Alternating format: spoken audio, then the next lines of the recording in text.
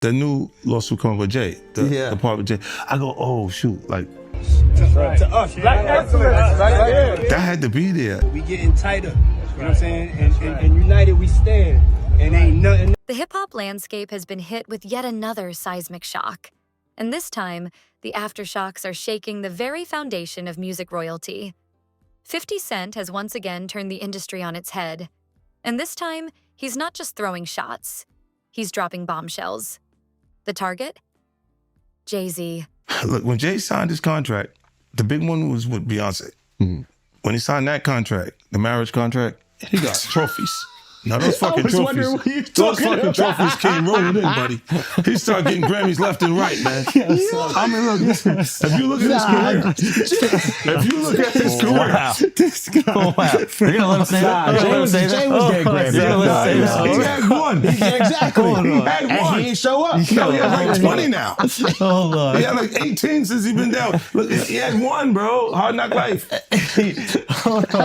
You're not wrong. He was one. After that, he got them shits. He's like drinking. His pictures with him like fucking things the cup.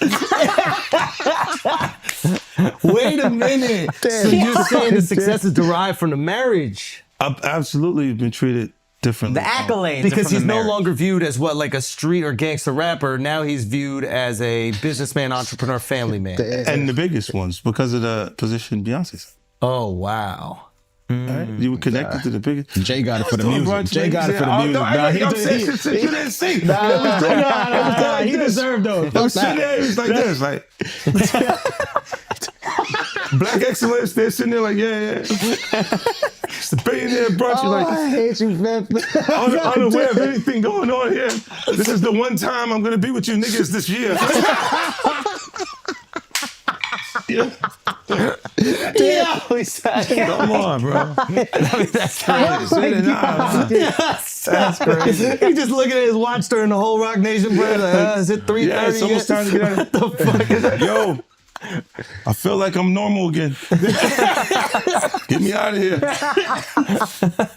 Oh wow! So that's the deal he signed, huh? Yeah, that's the deal. Like, the other ones didn't count as much as that one did.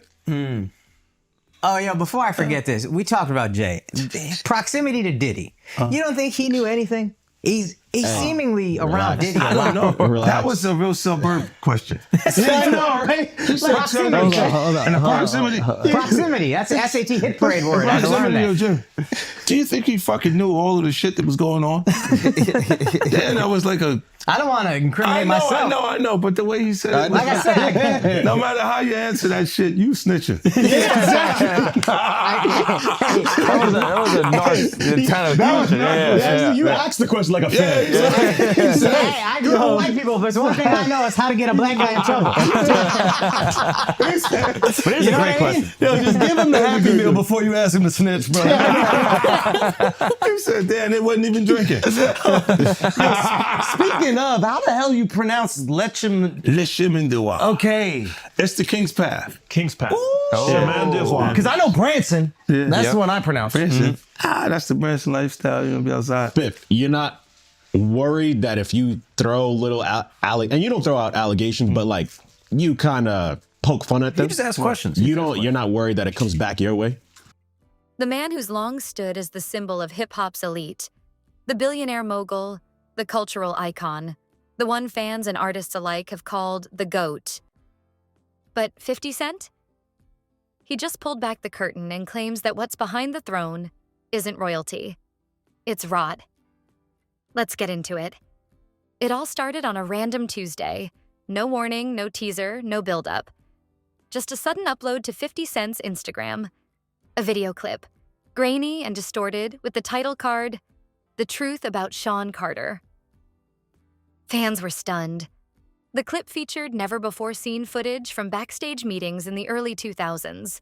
It included audio clips, snippets of business discussions, and cryptic images of documents redacted but labeled Rockefeller Holdings. Then came 50's voiceover, calm, slow, and deliberate. Everybody sees the success, but nobody asks what it cost. Not money, silence, loyalty, and fear.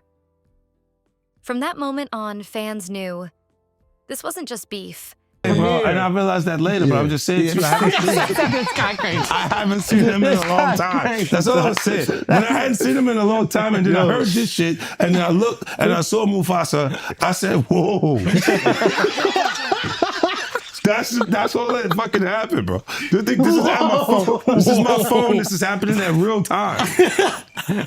I'm going, yo. He said, yo. You just gotta say everyone gets these jokes, bro. That's what you gotta say. Yeah, no, rappers, listen, comedians are the new rappers, bro. That's why the do thing. people come to my page, bro? That's true. I know what I'm saying. You know what they say? That is true. Well, you don't think you're gonna happen next? Yeah, that's what they said to me, buddy. Well, you're next, buddy. You're fucking, you're laughing at this. Then you're not worried at all. Why? Because you don't got nothing. I don't have it. All right. There's no girls gonna come out. Why you sound skeptical? Because I think there are some women Damn, that are Al. like, no, Yeah, I what's think up with there's this some guy? women that are like, This guy's supposed to be from Queens, bro. let me cook. Fucked up experience. You kick him off the corner one time. No, what I'm saying is I know a couple of exes that fucking throw me under the bus. You should let him have the corner. That's what I'm None of saying. this would have happened if you let him have the corner. Would have been fine. You know there's some like opportunists He's they'll just going. they'll just throw out the Girls fucking. will But that's what I'm saying. Yeah. So you had to have something. Look, if you already interacted with the person, right, and you hadn't had a bad experience, it would take more for them to say some of the shit that you see these people say. Right? Like you go, what made you do? What made you?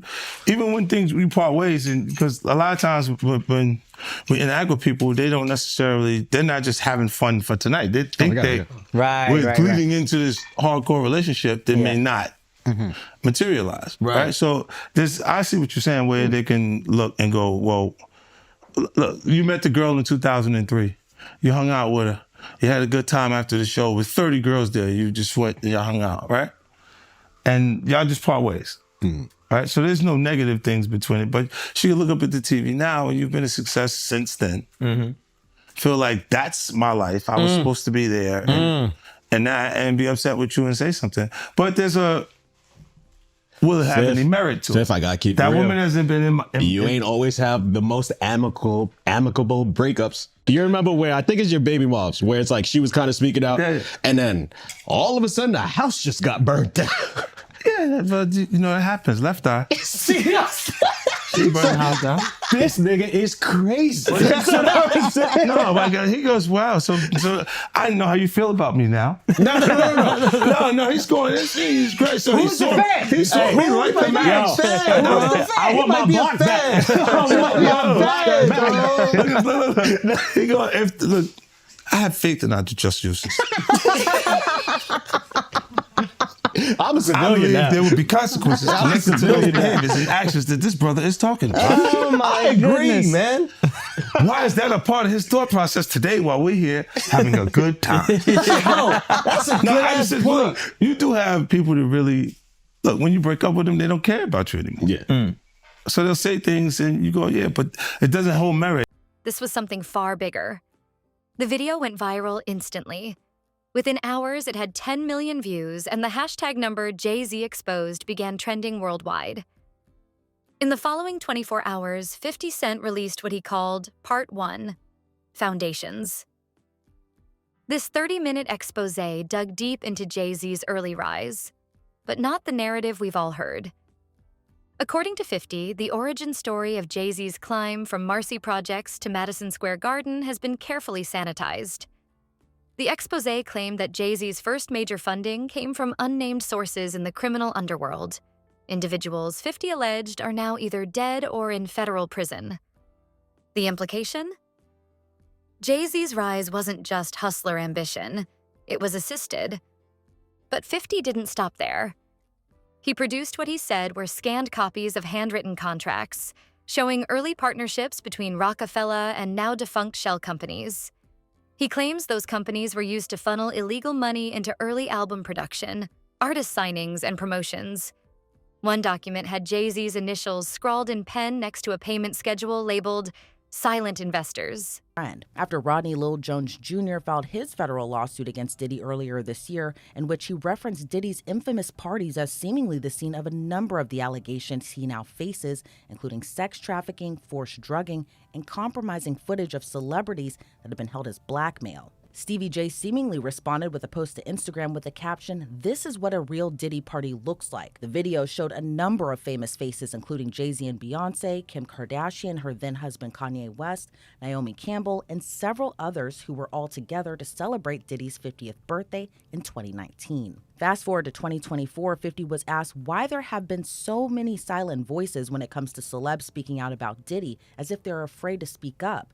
50 replied in part, "Some of them were involved at the parties and enjoyed themselves, so they don't know what the F is on the tape or what's not on the tape. So they're not going to say anything because they might have had too much fun." And then you've got other people who look at it and go, "Well, that's not my business and I don't want to be in it." Then you got a part of our culture that says that's snitching or dry snitching. It's uncomfortable for me to say what I said because I've been saying this stuff for 4 or 5 years. Everybody else is not going to be as comfortable as I'm saying it. 50 Cent then alleged there's one famous friend that is aware of Diddy's alleged disturbing behavior. R&B legend Mary J. Blige, who got her start at Diddy's Bad Boy Records, has been a longtime friend of the embattled rapper and producer. But she reportedly has a great relationship with 50 Cent as well. When asked if Mary J. Blige reached out to 50, he responded, no. You know what? Mary never reached out to tell me not to F up Puffy because she knows he does that stuff. As Diddy and 50 Cent have long been in the rap game, they share another commonality, and that's 50 Cent's ex-girlfriend and the mother of his youngest son, Daphne Joy Navarez. The actress and OnlyFans model was named in Rodney Jones' suit against Diddy, as she was referenced to as an alleged sex worker of Diddy's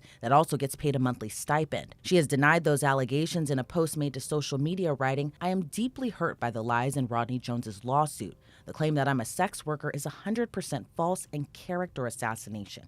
I am retaining an attorney to explore all legal remedies against both Rodney and his attorney." 50 Cent seemingly poked fun at the allegation of the mother of his son being an alleged sex worker. In a post made to his social media page, 50 wrote a caption, "I didn't know you was a sex worker, you little sex worker, LOL." But this would prompt Daphne Joy to respond to her ex again on social media, but this time would accuse 50 directly of rape and being abusive during their relationship. She would write in part, "Everything is a joke to you until our safety is compromised, which is happening now. You are wreaking real havoc, frenzy, and chaos onto people's lives. How would you feel if Sire was the one in handcuffs for nothing? Let's put the real focus on your true evil actions of raping me and physically abusing me. You are no longer my oppressor, and my God will handle you from this point on. You have permanently damaged the last hope I had for you as a father to preserve our family with these last and final false claims made against me. You have broken our hearts for the last and final time." Those allegations against 50 Cent would prompt him to fire back against his ex Daphne Joy and sue her for defamation. Fans were divided, some saying it was too vague, too old, and likely faked. But others saw a pattern forming, and they were listening. Then came the biggest twist. In part 2, titled The Broken Circle, 50 dove into what he called the sacrifices made for success. He presented anonymous testimony from a former Rockefeller executive who claimed that several artists under the label were pressured into contracts that stripped them of royalties and rights, contracts allegedly signed under duress. One quote stood out. "People think it was all champagne and platinum. It wasn't. Some of us left with nothing. He knew. He planned it." 50 claimed that Jay-Z leveraged loyalty and fear, making artists choose between exposure or exile. And then, perhaps the most chilling moment, a slide titled Silenced. It showed the names of 5 former Rockefeller affiliates, not all of them famous, who either disappeared from the industry or were involved in mysterious legal trouble. 50 Cent's message was clear. There's a reason some voices never got heard. The fallout was immediate. Blogs lit up. YouTubers started releasing breakdowns, timelines, and decoding messages. Some even analyzed Jay-Z's lyrics, claiming he'd been confessing in plain sight for years. And the public? Speechless. Even those who had long defended Jay-Z were now unsure. Could all of this really be true? Is this why so many old rock artists disappeared? Why is Jay-Z silent? In his suit, 50 Cent said those allegations were unequivocally false and would claim she made the shocking allegations in retaliation after he moved to take sole custody of their son. Since that suit, Daphne has deleted her Instagram post accusing 50 of rape and physical abuse. 50 Cent was asked by The Hollywood Reporter the latest in the defamation suit. The rapper and television producer said he tiptoes around the Daphne stuff and explained why. He said, "I got a family court case. The allegations that came out, she posted things to her page saying some crazy stuff. But this comes 8 hours after I filed for custody for my son. And she put that up in response to that, and I'm like, ugh. In this climate, you know how quickly they pass judgment. Things have worked out since she said those things." He went on to add, "I'd like to respond and say some wild stuff, but I've got to sustain that for my son." 50 was asked if he was worried about the allegations, especially given he's making a docuseries about an alleged abuser. And 50 replied, "It is damaging. It is damaging just to have anything said about you at this point, because you have people out there who don't believe your intentions. And if things are going in a positive direction for you and something pops, they gasp." He went on to say for entertainment purposes, they exploit that as much as possible, but there's no merit to it. But one thing 50 wasn't asked was if he believed Diddy would be formally charged and or potentially indicted for the many allegations he still faces. But attorney Ben Chu, who represented Johnny Depp during his trial against Amber Heard, says he does see an indictment coming down in Diddy's future. I agree with that. I mean, obviously, I don't have any inside information. I don't think many people do, but I do think the signs are ominous. These are very grave matters. As you know, there have been 2 raids on his properties, and that's obviously very ominous signs for him. Although, interestingly, we haven't seen the indictments yet. There's been some time lag. I suppose it will take some time to go through all the forensic, evidence, but still, these are very serious matters. So, I think he faces some serious reckoning. Diddy faces a staggering number of civil lawsuits for sexual misconduct, 10 that have been filed since last November. Former adult film star Adria English filed her suit on July 3rd of this year, claiming she was first employed by Combs in 2004 and was groomed into sex trafficking over time. In May of this year, April Lampros filed her lawsuit against Combs, accusing him of battery and sexual assault. 2 days prior to Lampros' suit being filed, Crystal McKinney also filed a suit against Diddy. McKinney alleges she met Combs at a studio where he gave her a lace joint, alcohol, then forced her to the bathroom and forced her to perform oral sex on him. Rodney Jones Jr. filed his lawsuit in federal court in February of this year that accuses Combs and the people who work with him of being part of an illegal racketeering enterprise. He also accused Diddy of sex trafficking, sexual assault, and harassment. Then there's a suit filed by a woman under the moniker Jane Doe, which was filed in December of 2023. Doe alleges she was gang raped and sex trafficked by Combs and former Bad Boy Records president Harve Pierre when she was just 17 years old and in the 11th grade. Liza Gardner filed her lawsuit against Combs and R&B singer Aaron Hall in November of 2020. The silence from Jay-Z's camp only added fuel to the fire. Not a statement. Not a denial. Nothing. Meanwhile, 50 Cent announced Part 3 was coming, titled Empire of Shadows. The teaser? A slow pan across a wall covered in connected red string with photos of celebrities, bankers, and media executives.